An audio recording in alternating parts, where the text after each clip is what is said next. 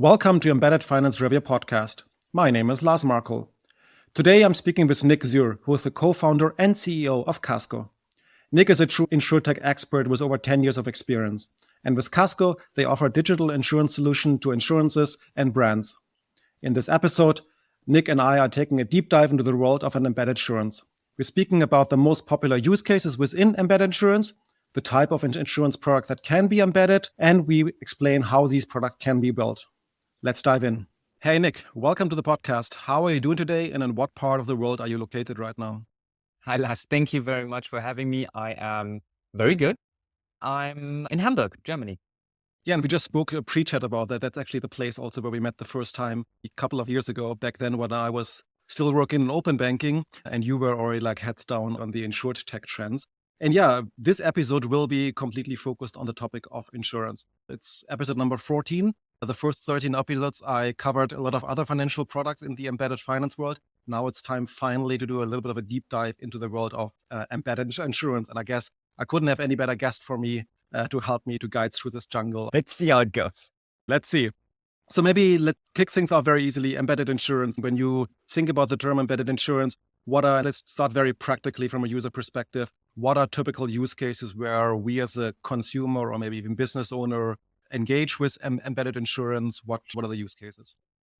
Listen, in my little world, there is a whole range about is embedded, truly embedded, affinity, partnership, collaboration. For me, embedded insurance is ultimately offering an insurance product through a non-insurance brand or non-insurance distributor.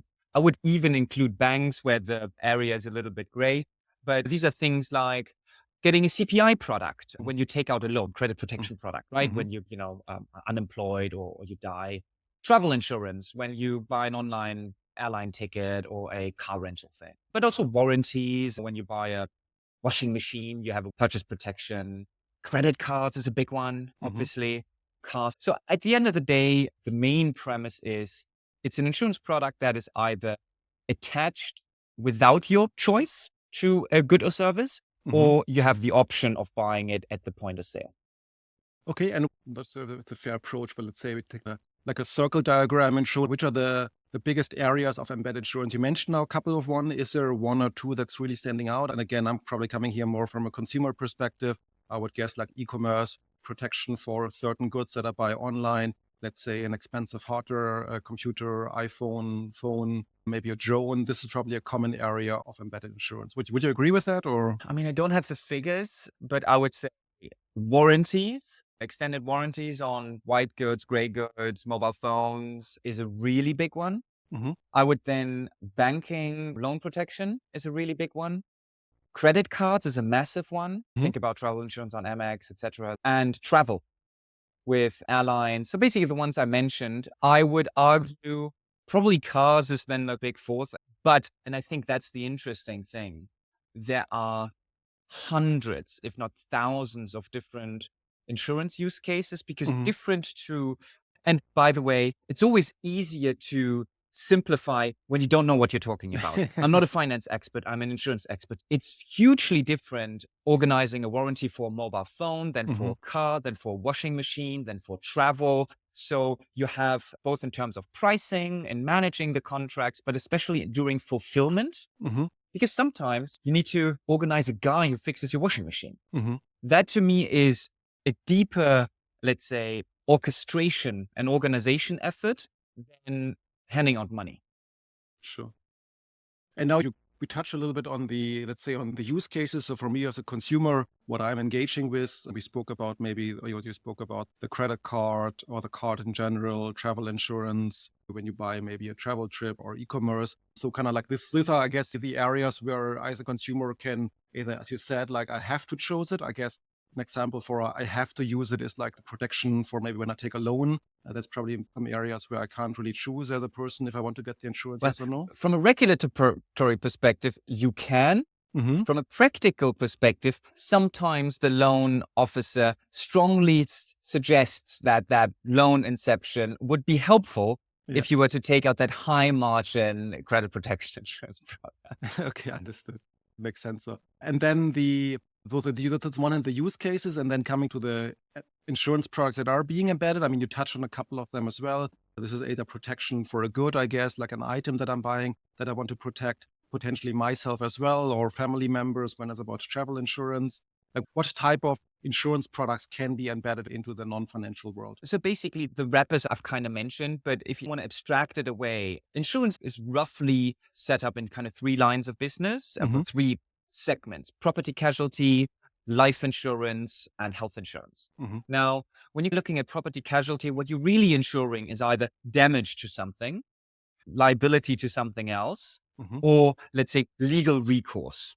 On a very high level, I'm probably missing something, but that's the kind of thing to, something happens to what I own, I damage something on someone else, or there's legal recourse, which is like a softer way of dealing with these things. When you're then talking about life insurance, it's around death, unemployment, disability, illness, that kind of stuff, which usually is then linked to longer recurring financial obligations.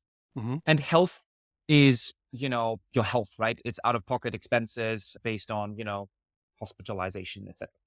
The way embedded insurance works and what the best practice is kind of reconfiguring these things, usually on a much smaller targeted basis, because traditional insurance comes from, Lars, we sit down, what is your situation? I'll highlight the biggest risks, and I'll give you a bigger protection about your life. Because of that, you kind of bundle them quite big. But a travel insurance, for example, it's just on a specific trip, and it's then against cancellation, medical expenses, baggage, etc. Most insurers are kind of product-centric inside out, and you really need to be outside in and to say, if I was a brand and I wanted, it's really two things: increase loyalty, so some benefit, or add additional revenue streams, or, a mix of both. What would be the type of protection benefits that I would present? There was some data around credit cards, which is a big one.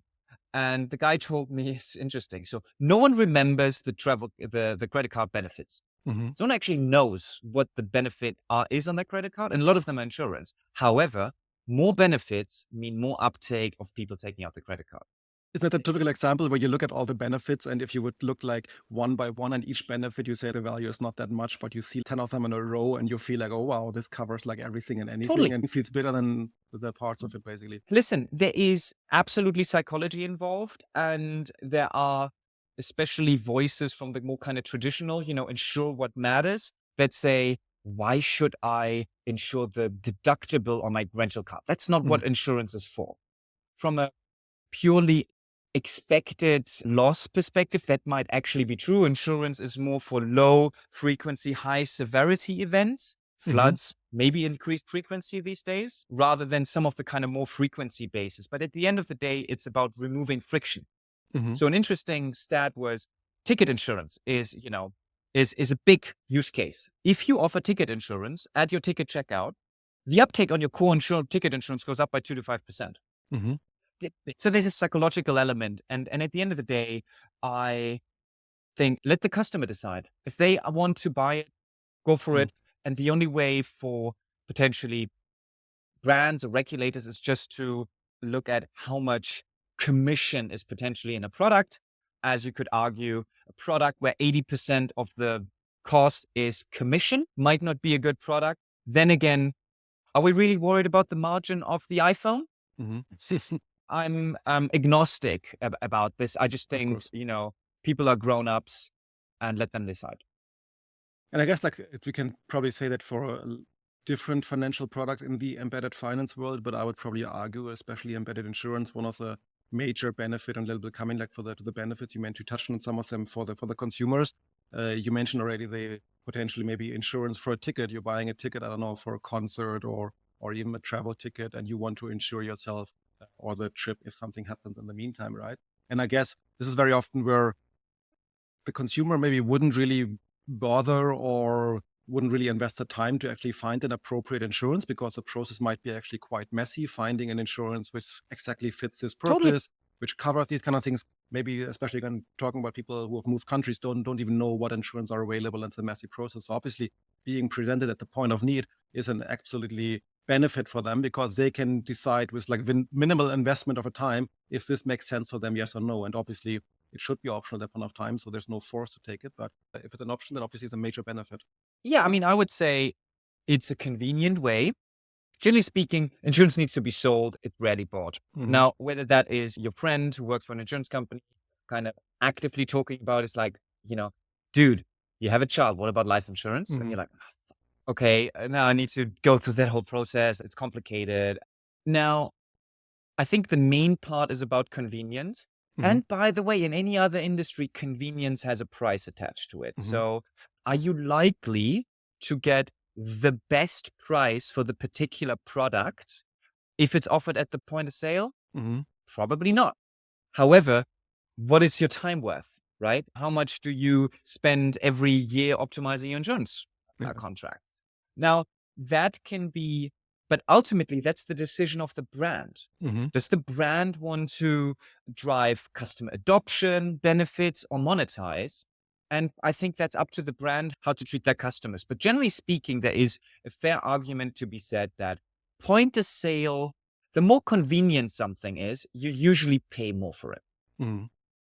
I guess with the logic that you made or described before makes a lot of sense, right? At the end of it, you're saving time and you can just go for the option that fits perfectly for the use case. You mentioned now the brands looking at it. I would like maybe to dive a little bit deeper into, I mean, it's probably very hard because brands can be a lot of different brands, but have you seen brands changing or let's say strategy or perception of offering insurance? I mean, with embedded finance, I think since, 4 or 5 years, the term has become a buzzword and everybody's talking about, obviously, and I think the same applies in insurance as well. The case of embedded insurance was already present before. It's not like it just started a couple of years ago.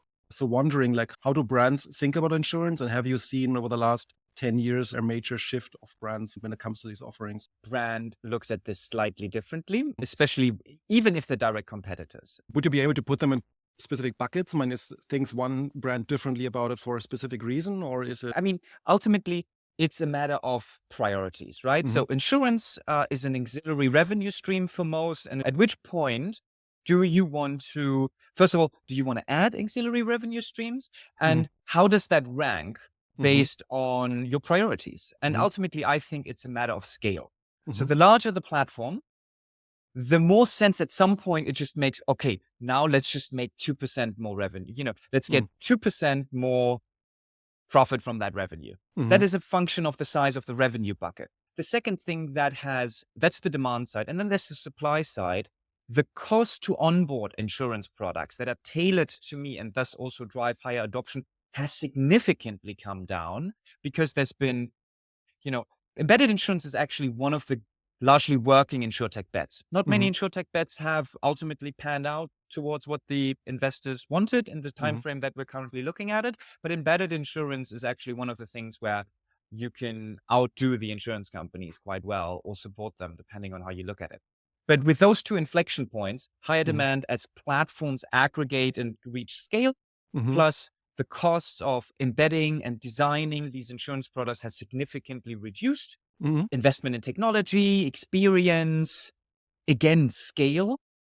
As if something works, you just do it over. It's just normal progress, I would say. Nothing, no magic tech thing. It's API based, etc. If you need it. So for that, you see an increasing demand of it. There are some very bullish figures whereby one says it's going to be up to 25% of the P&C insurance market, which would be like 700 billion per annum. It's not there right now. And if you included life and health insurance, it would be up to 3 trillion. I mean, insurance is a very massive beast. And having said that, it's also hugely different in which market. I have a European view that's quite similar to the US view because we have established insurance markets. People are reasonably highly insured. If you go into the developing world, where all of a sudden you could start insuring microloans, you start offering insurance to people through telco networks, it actually has a much bigger economic impact as insurance is a key proponent for economic progress. It helps you a little like save in the game. rather than always having to start fresh. But that only makes sense as you progress in the economic game. Interesting. I think it goes a little bit in the same direction, but trying to understand a little bit better. When I look out at other financial products, and obviously this, I keep saying it as well, embedded finance, not just the financial products, but also the brands, the use cases are so massively different. So it's really hard to draw a common line there. But generally trying to understand is, in some of these areas, we're seeing that with embedded, it's a little bit like this shift. Like when I look at banks, right? Banks started with branches, then the internet happened. So then the transition happened from the branches to the website. Then mobile happened, then the transition happened from the website to mobile. And now we're basically doing like another step, basically, so to say, into the embedded world, right? And not saying every bank or every insurance, but the most logical step was usually, okay, I know what worked in the previous world and now just like copy paste it into the new world. So I remember in the online banking world, some of the online banking apps looking exactly like a website banking with all the features and functionalities to the last level, which were completely unusable. Which makes sometimes sense to kind of start with what you know from the previous and then put it into the new world and play around with it. I'm trying to understand, like in insurance as well, like when I think about insurance for e-commerce, it's pretty straightforward, right? I mean, I want to buy an iPhone, I want to get a protection for it, I click a button, that. But do you also see, and that's my question now, like, and I think you mentioned a little bit in the emerging markets, is that these new products can also transform the core product in a lot of different ways, right? It's totally. Not just attaching an insurance to existing transaction, but basically putting this whole thing into a complete new flavor. So at the end of it, when you look at a truly embedded insurance product in a specific use cases, it doesn't really look anymore like, oh, I'm buying a hardware product and an insurance and it's like two transactions, but it's a lot more than that. No, absolutely. So I think, and again, it depends on the use case. So, when the two of us met 2015, 2016, share economy was a big one. Share economy would not work without insurance. Airbnb would not work if you didn't have an insurance policy that if they absolutely ransack your apartment, that you would get some form of payout. That's you could call it an embedded, like every rental is insured. And then you could potentially offer, higher insurance options. I think the interesting thing from a product or process design is insurance products kind of traditionally come from two spaces, right? It's the actuary knows everything. This is all the data that we know, and this is how we're going to price the risk. And then they go to the salesperson and he says, fuck off. I'm not going to ask them 500 questions. So you need to put that down, distill that in, 8 questions, or in car insurance, 40 questions. Because, and then people started to interact and, on a price comparison website, you kind of, okay, maybe I need to do that. But there's always this tension of risk wants more data because they can better price it. Sales wants less data so they can better sell it. Now, in embedded insurance, and this is kind of okay because it's a primary product, right? If you already get someone to sit down with you for an hour, 2 or 3 questions are really not going to change the process that much. Yeah. Now, in embedded insurance, that's really different because you need to work in someone else's interface. So I'll give you an example. I've had a discussion with an airport. And they basically said, we've looked at travel insurance, when you car bookings, etc. But here's the thing. I don't want you to ask me how many people, whether they're children, where you're flying, how much they think. That's not going to work. You have one line. So now you need to package these things. You need to come up, what is the likely package that can work? And that is almost like it's like sacrilege for an actuary because you just don't know. You need to make so many assumptions. So I think that's one of the things how the products then kind of need to change. But now we're just talking about the point of sale. That's kind of embedded insurance. I would say, embedded insurance 1.0 is just to say everything's insured, no differentiation between any customers, no optionality. Super simple. And for the process, it's super simple, right? It's just, you basically run this through a CSV or something. Yeah. Embedded insurance 1.5 is probably optionality. You have some form of, let's say, simple pricing based on the data that is provided. Now, insurance, as it progresses, puts more dynamic pricing into these things, sensitivity analysis, and trying to see what type of coverage does someone really want. But this is not to asking the customer lots of options, but serving them with different options and then kind of optimizing around that. And then the interesting thing as you then go, it's after sales. Because the point of sale gets really competitive. And if you want to win your travel program with Ryanair, you're going to lose your shirt. Or the warranty program with Amazon. So rather than just transferring margin, what you then can do is to look at, okay, how do we do after sales? Can I run a travel insurance product to a multi-trip product? Potentially even advise, getting someone on the phone to just traditionally advise. Now, every journey has a different endpoint, and it kind of originates with the bank, with the original brand. I think we can agree a bank is probably a further endpoint around how to capture normal insurance products than wherever you buy your sunglasses. But that's the really interesting thing. And that needs to happen for these big growth figures to happen. So if we had an efficient market, which we don't, embedded insurance would just be leads. They wouldn't even make money on them. It's just to get leads to then try to get the customers further onboarded in a perpetually optimized and iterated way of customer self-service, potentially more AI-based interaction to personal interaction. Interesting. I want to come now a little bit to how to build such products, maybe specifically looking, and we can take a very specific example of a non-financial brand that is now exploring, you said maybe at a certain scale, certain size, is now looking at embedding their first insurance product. Maybe somebody made a decision, let's explore this. We have not spoken about what kind of insurance it is, but generally speaking, are there like specific models that a brand can use to embed insurance product? Is there like type one, like partnership A, partnership B concept with like different kind of companies? How would a product team tasked with that typically, what option would they see? Okay, so I think in terms of the partnership models, right? There's kind of three partnership models. One is directly with an insurer. That kind of makes sense if you have pretty few products. If it's a national program, or if it's international, the products are really similar. Travel insurance is not that fundamentally different. Car insurance is in different countries. And you are happy to do the technical integration on your end because most insurers are not super flexible. That would be like a big household name typically in the insurance world. They have exactly the products that I feel they are a fit for my use case. And then I would go out but I still integrate them in one way or another, right? That makes sense if you're kind of late to the party and you see your competitor airline offering, you look at your 5 competitors, they're all doing kind of the same thing. And then it pops up, okay, it's AIG, Zurich, AXA, Allianz.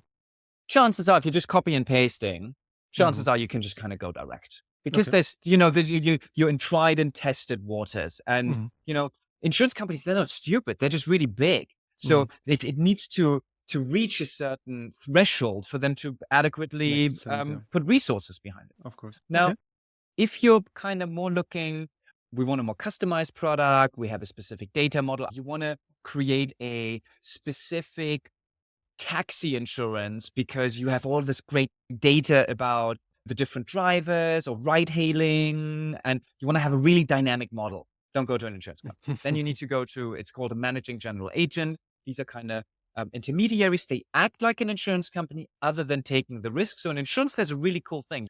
It's a little bit, I guess, like working on someone else's license, but it's not an Insurtech thing. It's just a regulatory thing. They normally come with much better technology and the ability, because otherwise, why not go to the insurance company? More flexibility. Of course. And this kind of makes sense if you want to have more custom solutions, wider range of products, because they can work with different insurance companies, or if there are regional differences. Because what's really annoying, if you work with Allianz and it's not travel insurance, for each country that a customer of yours likely is going to come from, you need to work with that insurance entity. And so because of regulation. And then there is the third one, which quite frankly, I don't really know why that exists, where you go through a big broker. So the big brokers, Marsh, Aon, Willis, they're quite active in credit card programs. And here it's not about technical integration. It's pretty standard. And what you really just want is someone to run an RFP for you, a tender process. And that's what it's just about commercials. And it's not about process or product innovation. And that's really the three kind of options that you have. The way I think what's important is to know what you want. I think if you are really certain I'm sure Ryanair is, that you know how the conversion goes. You know more than the insurance company. Just go directly to the insurance company. You don't need much from them. If it's more about iteration and you're not really sure what is the right price point, the integration point, the product configuration, I would always go with a smaller entity, even if they give you worse commercials, because at the end of the day, these contracts run for 1 to 2 years. What you're really looking for, I think, is the attachment rate and then the commission on the attachment rate, because that to me is the more interesting question. And if we take travel insurance, attachment rates are between 2 to 20%. That's a huge range. So, and then, it's like penny smart and pound foolish, but that would be how I would approach these things. Most things have been tried and tested, so it does help, I guess, having someone who has done some best practices, because there's lots of this stuff out and the space is growing. But did I understand it correctly? I mean, obviously the first one, insurance one, is quite clear. Not such an expert of like the option 2 and 3 you described, but it doesn't sound like these companies are like, let's say, new hot Insurtech startups which describe themselves as embedded insurance. So in the MGA space, you do have quite a few Insurtechs. Some brands, some good names, good shout out would be Boltec, Cover Genius, Cover, and I'm probably missing quite a few. And they would cover the pure technology side and then have partnership with insurances in the background? So that's interesting. There's kind of 9 things you need to think about when setting this up. Customer access, that's what the brand does. Customer service, is it purely digital, or does someone need to pick up the phone? That can be the brand itself or the, let's say, insurer, right? And as an insurer, it could, when I say insurer, other than risk-taking, any of the MGA or brokers could actually fulfill part of that value chain.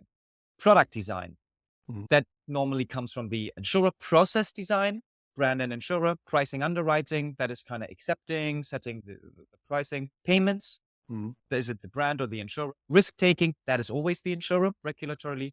Policy admin, who manages these policies? What if someone cancels? What if a product potentially runs on a monthly or annual contract? And claims. Now, what you normally see that MGAs and brokers are able, if they want to kind of put themselves in the middle, to pick up any of the insurer functions other than risk-taking, with the insurer needing to sign things off and making it compliant. There is a very, you have very vertically integrated insurers, or you have literally just licenses. There's even such a thing as fronting, where an insurer just has the license, but doesn't even take the risk. You pass that on to a reinsurer. So it's a very nuanced way. And one other thing I would say, now these are all the components. To make it more complicated, some of the big brands have their own insurance companies. Because it's so profitable, you just set up your own insurance company somewhere. But would you say in that case, you obviously need to be quite big to do that? But then what I'm wondering also about is the brand aspect. If now I'm looking about myself and I'm going through a journey of a non-financial brand, we mentioned Ryanair or e-commerce or whatsoever, and I want to protect myself against a specific event in the future, I would say big insurance names like Allianz and so on, I would assume that the consumer feels a lot more comfortable if the insurer is a brand name that he or she has heard at one point before and kind of knows already, right? I would be expecting if it's, let's say, a no-name embedded insurance provider who somehow was able to set up their own insurance and helps you protect. Yeah, maybe it's so tightly embedded and it's a great product offering, but I don't know, maybe specifically the German view, wondering if consumers would trust that partner then to cover them in the future when it's necessary. Obviously, there might be a lot of protection and things involved there, but I guess one thing is how it really works, and the second thing is how the consumer feels happy and confident about it. So I would say it really is a function of 2 key things. One is, how good is the brand? If it's Amazon, I'll trust Amazon. I don't really, whether it's Ergo and it's a type of product. Am I insuring 10 euros on an insurance ticket that is 500 euros? Or am I putting out a life insurance on my life? So I would say I think that's a function now. And then you could also argue that it depends a little bit on market adoption. You would expect more standard products that people have good experience. The brand of the insurer becomes less helpful. Conversely, on the more intuitive stuff where the brand would help, the insurance companies are not that flexible. So you don't kind of get them in that space. I would say it's certainly something that the insurers say, and all things being equal, that is also something I would prefer working with an Allianz brand. All things being equal, all things usually aren't equal. So I would say, have a look at what you're trying to achieve, talk to both partners who provide that with. And if you, all things being equal, go for the brand, otherwise don't. Because you can always go back to the brand once you have your program set up, and then you can see whether you get another 2 percentage points higher conversion by just slapping the brand up. But the insurance company is not very good with you to say, let's try these 10 things out. Yeah, of course. Nick, so many insights. We spoke a lot about the embedded insurance, the brand side, the insurance side, the market overall. You obviously spent quite a bit of time on all these things. Quite keen to understand, like, what is your personal excitement about embedded insurance, and how did you end up spending so much time in the space? So now our story is, and I'm going to fast forward, we're doing this 10 years now. What excites me, I think this is one of the things as an, outside in, you can really add value for connecting brands and insurance companies, because there is a gap. That's what kind of excites me. I think it is where I would say having ideas and knowing how to put them in practice is more rewarded than in the more traditional insurance thing. And not because of lack of ideas. It's not rewarded, right? The customers don't reward that type of innovation in insurance. But here you're talking to a big platform who is making these decisions, or brand, on behalf of their insurance customers. So that's cool. Have skinned this cat any which way, from strategy, product design, technology, insurance sourcing, setting up your own insurance company, where to put customer service. Sometimes you need to train people. And it's just really cool to see not only what we have done, but also, being part of being consistent with what you're doing. There's almost nothing that we at least don't know someone who's done it. And I think that's the interesting thing. We're now in a space where a lot of iteration and experiments, which are very costly because 9 out of 10 don't work. We're now at a space where you can almost copy and paste or adapt and improve if you just know someone who's been there. And I think that's really interesting, because you don't need to make all the mistakes yourself. Unless you are arrogant or have unlimited amount of time, then go nuts, make the mistakes. Of course. And also looking at Kasko, your company, you pitch it or you describe it as like Insurtech as a service. Quite keen to understand as well, like Insurtech as a service. Does it mean it's purely embedded insurance? How do you position your company?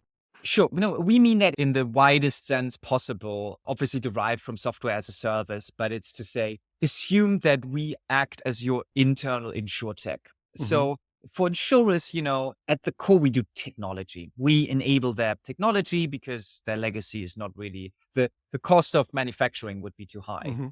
We support that with strategy consulting, business development. We actually do sales for insurance companies, and product and process design, because these things tie together. For brands, conversely, it's education about the art of the feasible, what insurer to go with, to design the products, potentially even on your end to have the technology. Because if you as a brand have the procedural technology, you have much more choice from insurance companies, because then they just need to give you, as we call, paper. And that's much easier. So if you need an innovative, tech-enabled insurer with those licenses, you have less choice. If you just need the insurance license, you have more choice. Also, funny enough, compliance, because depending on how you structure that insurance program, how it's being offered to your customers, you either have no regulation or at least need to become a regulated intermediary. These things factor into your decision-making, your revenue streams, what you can portray, conversion rates, And final question from my side, and I personally am not always a big fan of answering the question myself, but now I can ask them as a moderator to you. A little bit of prediction for embedded insurance, and I always tend to joke it's really easy to make predictions when you don't have to put a time frame onto it. So let's pick a time frame, let's say the next 5 to 10 years. Do you see the concept of embedded insurance right now? And we spoke about it already embedded insurance has been around for some time. Now, obviously, technology and new providers and insurance getting more digital, enabling more use cases. Do you see like a major revolution happening over the next 10 years, or is it more of an evolution of what we have seen before? I would say it's an evolution, but quite frankly, absent of buying other insurance companies or expanding your physical kind of sales force, that seems to be the only real growth. If you're looking at organic growth, then you need to go into that space. You don't have to. Mm-hmm. No, I'm not saying inorganic growth can be really nice, but if you're really looking into that, most other markets and positions are occupied. And now is actually a good time to or slow follow. I mean, we've been doing this. The concepts are there, the use cases are there, the technology is there, the knowledge. I mean, everything's there. You just need to put this thing together. And I guess for brand, be aware of what you can actually ask and how you can structure different things. It's if you don't ask the right questions, you don't get the right answers. And I think for insurers, it's really just, you need to piece this together and really just think, do I have access to these brands? Or am I looking to invest into access of these brands? Because the delivery is, you can get that. Great. Thanks, Nick. I think that the benefit of hosting a podcast is always a bit that you can kind of ask questions for your listeners, but actually a lot of these questions were from my side as well. So I personally got a lot of insights, covered a lot of ground, obviously cannot cover everything. So if there's a listener out there who feels like I missed a question, is there any way to reach out to you to get in contact with you? Yeah, sure. I mean, I'm probably reach out to me on LinkedIn, and I'm sure we're going to share something like that through social media. Otherwise, you can go to our website, www.kasko.io with a K or two Ks. And that's Amazing. Probably the easiest way rather than me spelling out my email, but it's not super complicated. You can figure it out. Thank you so much, Nick. Again, learned a lot. Thanks for sharing your insight and looking forward to having you again. Thank you so much. Have a lovely day. You too. Thank you. Thank you for listening. For more episodes and our weekly newsletter, please visit embeddedfinancereview.com. And please reach out if you have an interesting embedded finance story to tell. Until next time.